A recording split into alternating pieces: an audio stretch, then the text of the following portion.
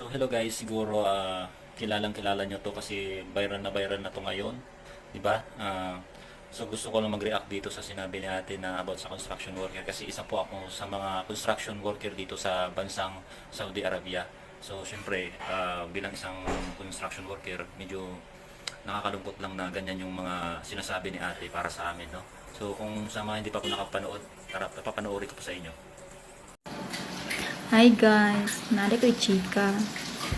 Na-stress ko kay na isa ka lalaki nanguyab siya nako. Ako siyang gipangutan na ug unsa iyang trabaho.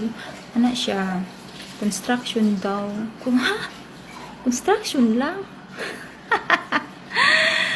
Wa ka naglantaw, wa ka naghuna-huna. Kaning dagwaya ni padulong rag construction.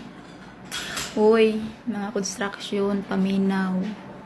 Kabalo mo nga akong ginapili like kanang pulis, seaman, tapos gwapo, tapos macho, puti, tangkad na tanan.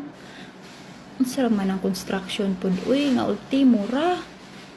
Uy di jud nako deserve.